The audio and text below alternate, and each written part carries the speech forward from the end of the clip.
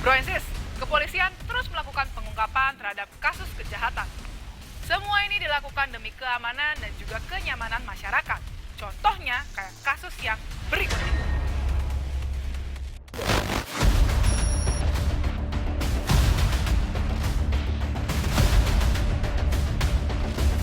Aksi dua orang menjarah isi toko di Kota Bima NTB terekam kamera pengawas. Uniknya kedua pelaku memasuki toko dengan menutup kepala mereka menggunakan kardus.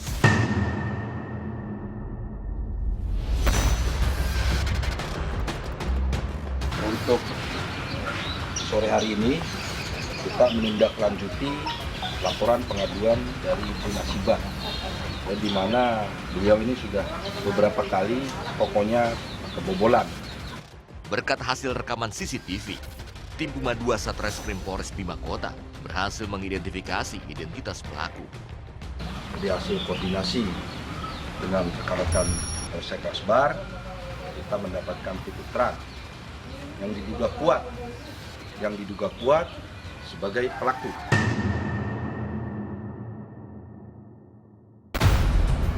Pelaku teridentifikasi berinisial AS 24 tahun dan AA 28 tahun, warga Kelurahan Tanjung, Kecamatan Rasanai Barat.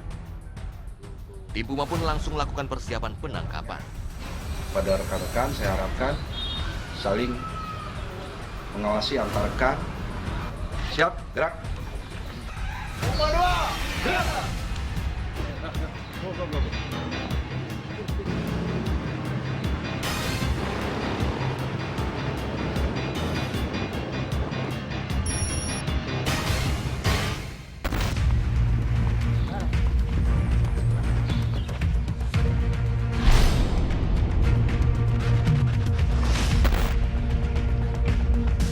Bergerak cepat, tim Puma 2 Satreskrim Polres Bima Kota menangkap kedua pelaku di Kelurahan Tanjung, Kecamatan Rasanai Barat, Kota Bima.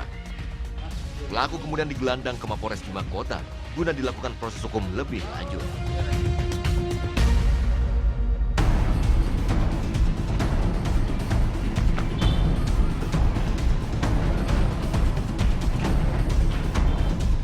Dari hasil interogasi, kedua pelaku mengaku telah membobol toko di Pasar Raya Kota Bima dan menjarah sejumlah barang isi toko, kemudian menjualnya. Wah, sudah berapa kali bobol toko? Hah? Satu kali. Sama ini? Iya. Hah? Berapa uang sih?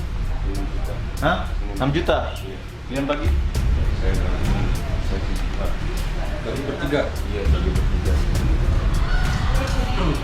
Pakai apa masuk tokonya? Pakai kardus? Iya, pakai kardus. Dan modus operandi daripada kasus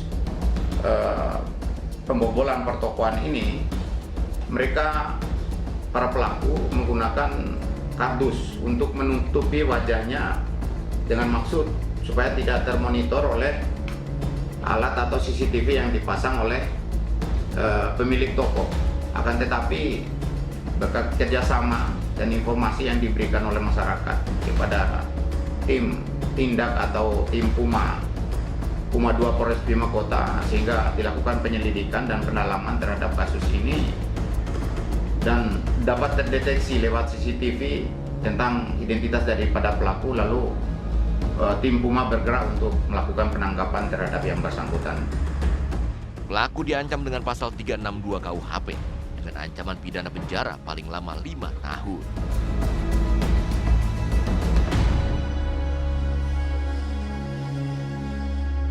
Broensis, ada lagi nih aksi petugas menangkap para pelanggar hukum. Ini dia aksi.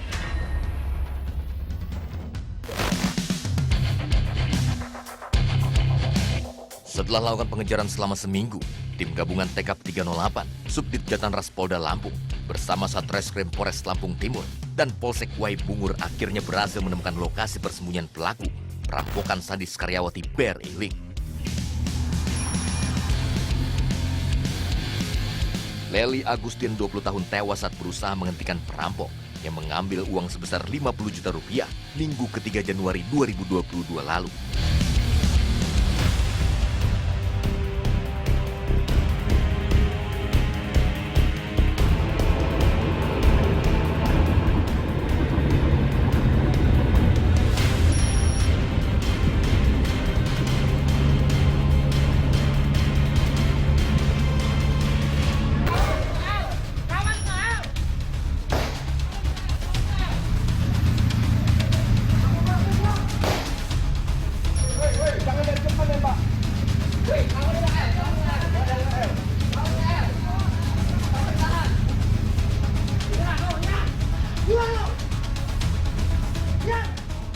Akibatnya tim terpaksa melumpuhkan pelaku setelah terjadinya kontak tembak dan negosiasi selama hampir 15 menit. Nyerah, hei! Nyerah! Hajar, hajar! Maju dari 4. Ayo dari depan, yuk sama gue ya. Ayo. Cepat. Flip, flip. Iya.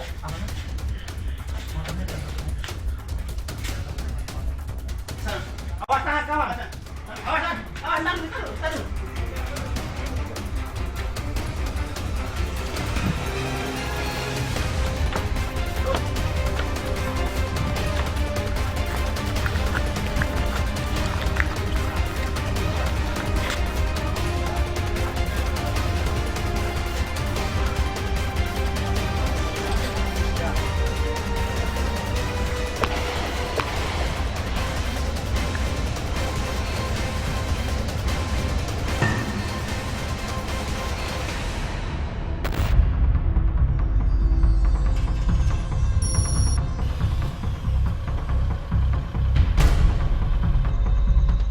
Pelaku tewas dalam perjalanan menuju Rumah Sakit Umum Martapura Oku Timur.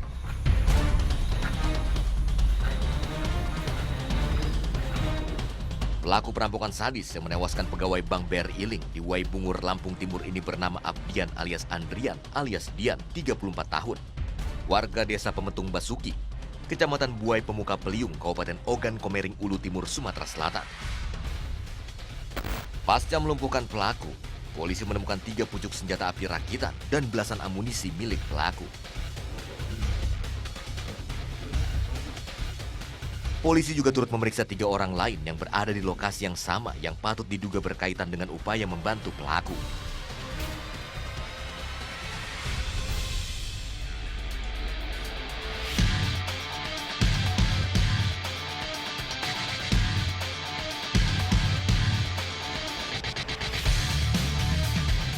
Dalam catatan kepolisian, Abdian alias Andrian alias Doni tercatat sebagai pelarian atau DPO Lembaga Pemasyarakatan Kabupaten Kendal, Jawa Tengah. Ia melarikan diri dari lapas Kendal pada November 2021 lalu. Direktur Kriminal Umum Polda Lampung, Kombes Pol Renold Huta Galung, bersama Kasubdit Jatandras, AKBP Yustam Dwi Eno, langsung menuju lokasi penangkapan pelaku rampok untuk memimpin langsungnya olah TKP. Hari ini kita kerja cepat, langsung kita cabut. Itu dengan pengadilan.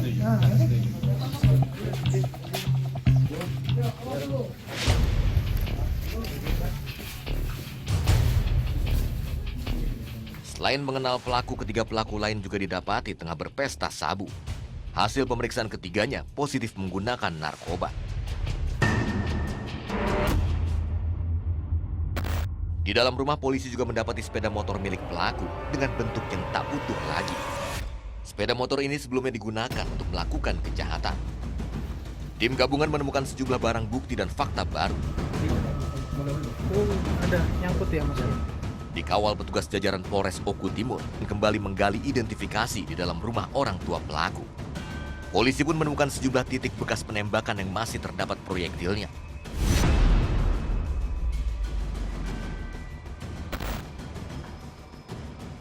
Polisi juga menyita tas pelaku yang berisi senjata tajam dan sejumlah amunisi aktif, baik yang di dalam kaleng maupun yang berserakan di lantai.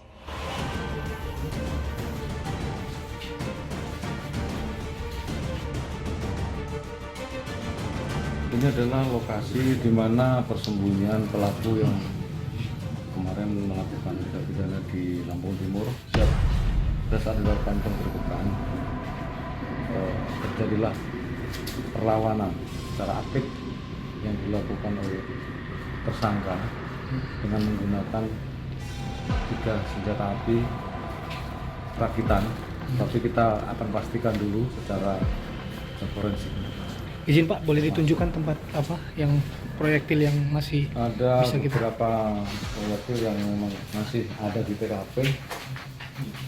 Ini salah satunya. Kemudian ini kita kasih tanda untuk TKP juga untuk identifikasi. Siap. Kemudian ada beberapa yang masih Sudah, kita benar. juga. Karena arahnya dari Maju. tempat persembunyian melakukan perlawanan penembakan yang membabi buta dengan brutal. Ini juga diantaranya.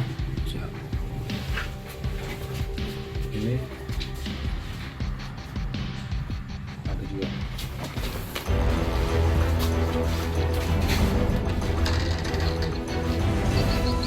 Polisi juga menemukan fakta-fakta baru setelah berkoordinasi dengan Polda Sumsel. Pelaku ternyata juga merupakan eksekutor sadis pembegalan di Ogan Komering Ilir yang menewaskan korbannya.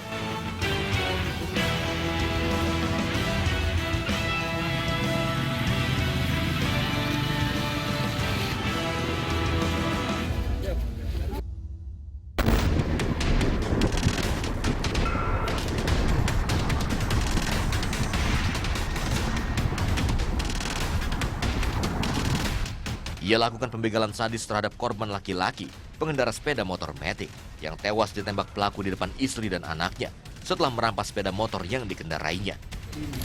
Ini peluru aktif yang ditemukan saat olah TKP kedua.